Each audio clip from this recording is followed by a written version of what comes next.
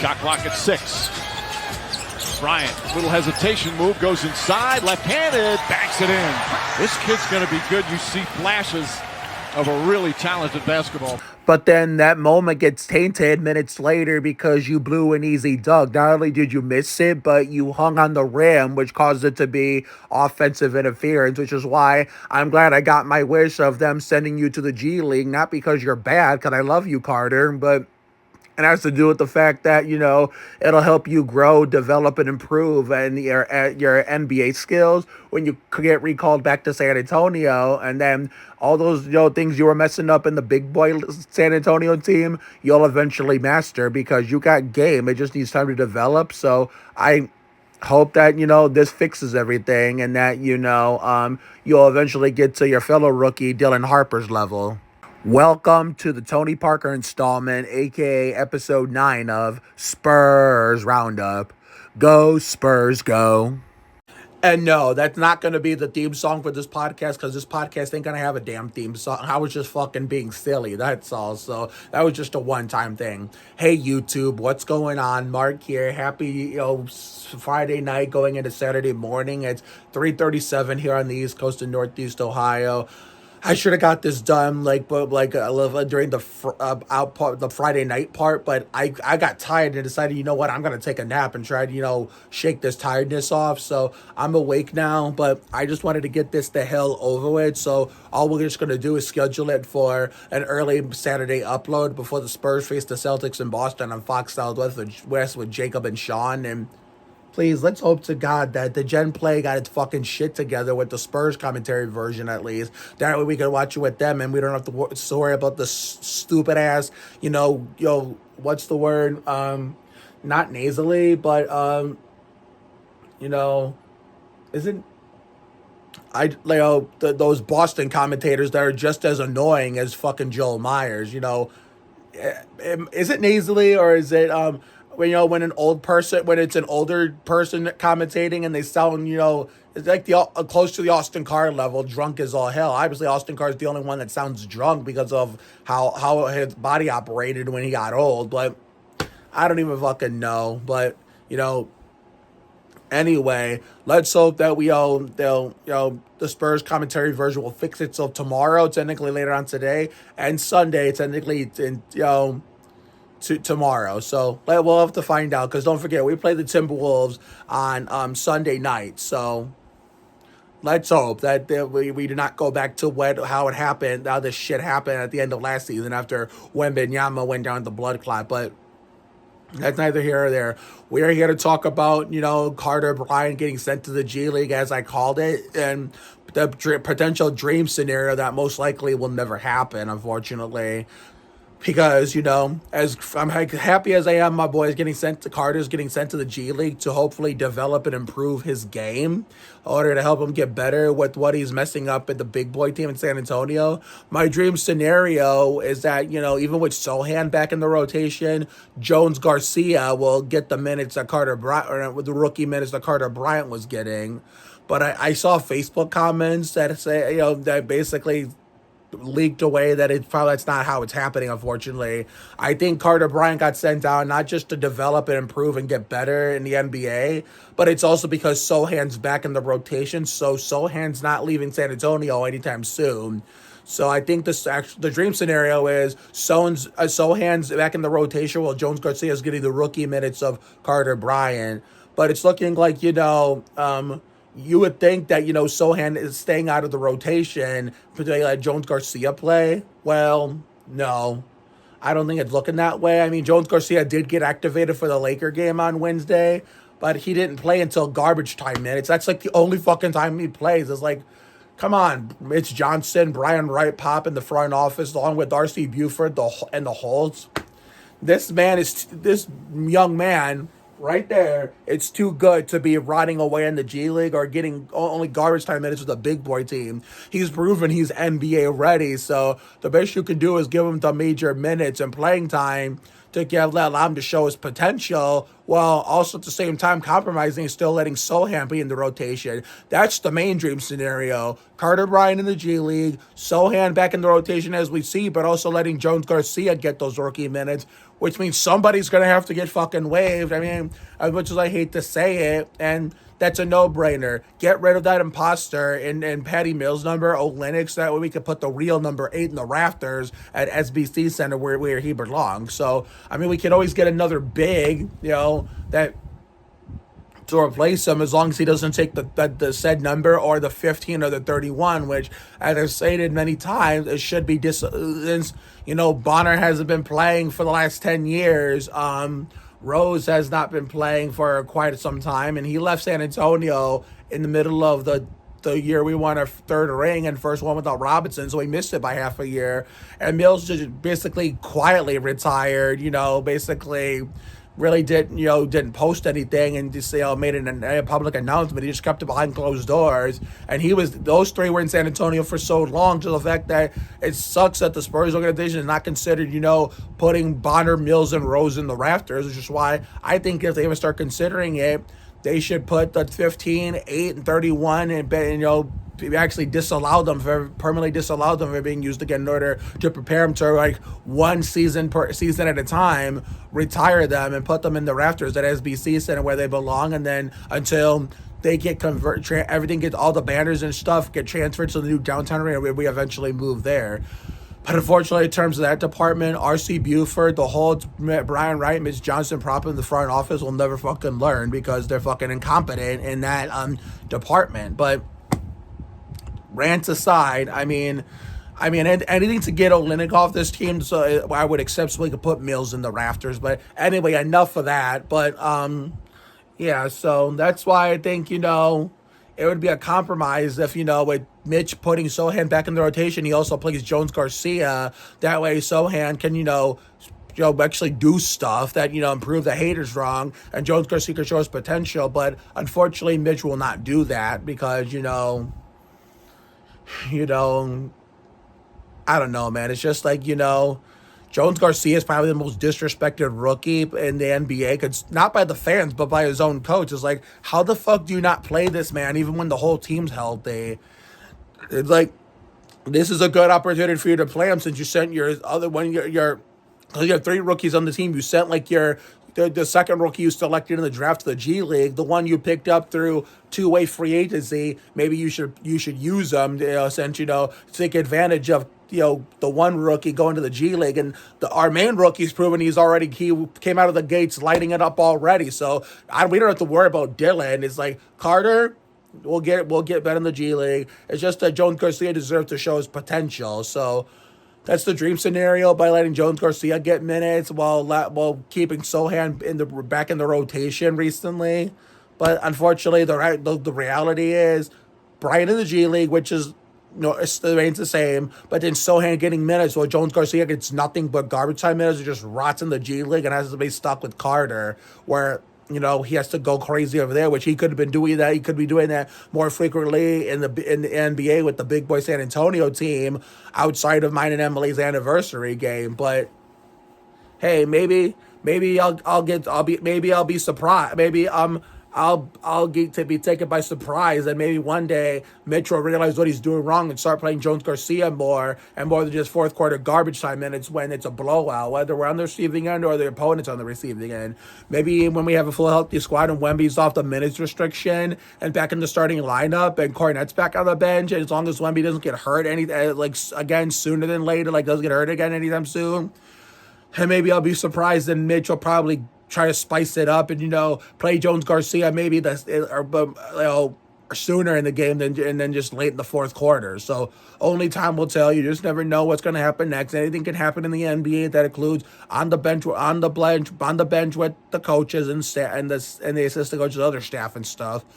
So that's what I'm kind of hoping happens. But knowing how Mitch Johnson handles certain players like Pop kind of did in a different way, but also the same, I have my doubts. But I'm proud of Carter for, getting sent to the G League, not because he's bad, but because, he has to clean up and figure some mistakes that he's making that he can probably hopefully turn around and master and do something better that he messed up. He can do in the years down the line. He could do it. He could do all these things that he's messing up a hell of a lot better in the second, third, and fourth year and beyond. So it'll be a matter of time before he gets the call back.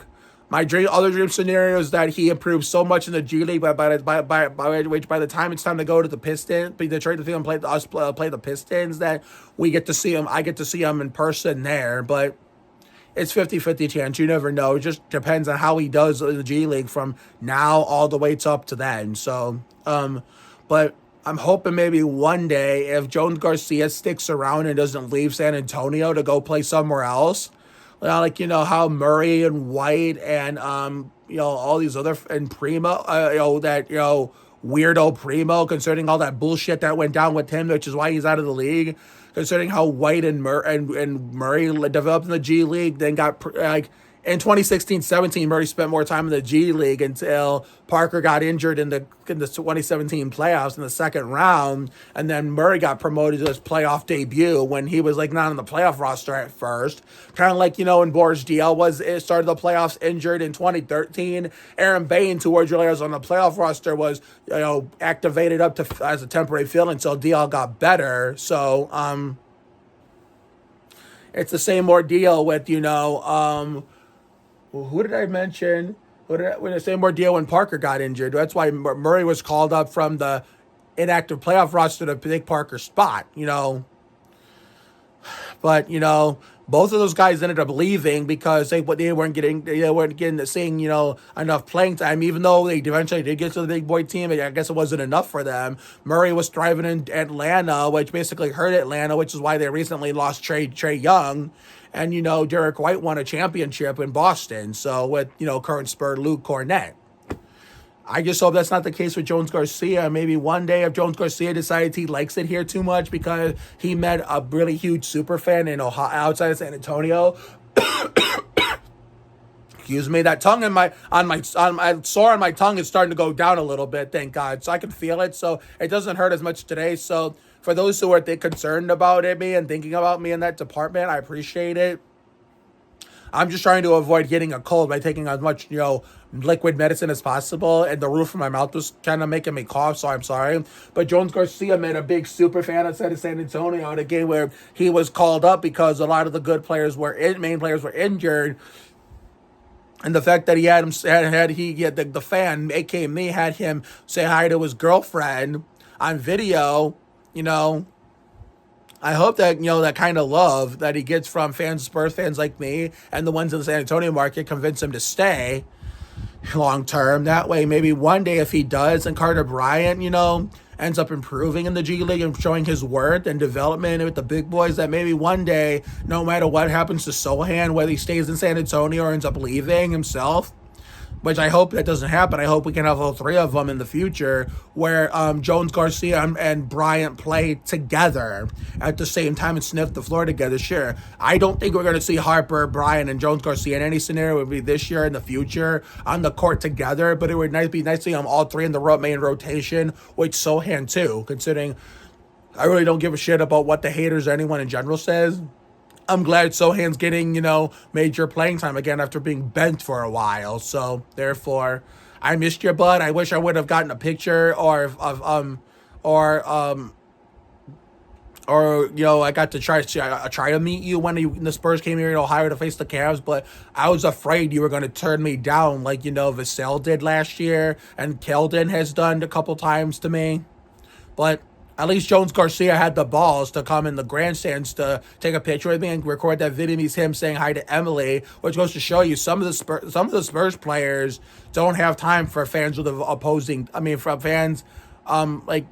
Spurs fans outside of San Antonio, which I can understand, but some of them will go up to you if you call them over. They'll go up to you and have no hesitation, like Jones-Garcia, because Jones-Garcia is a people person. Sure, Keldon's is still like that with certain fans. I know certain players are like that with certain fans, but some players like Jones-Garcia are like men of the people. So I'm glad I got that picture with them. Now, if he's active and playing in Detroit on the big boy Spurs team and not in the G League by the time the 23rd comes, and I find the autograph session in the Little Caesars Arena for the visiting team, and I see him again, it's like, yeah, I'll be like, dude, do you remember me from December 5th?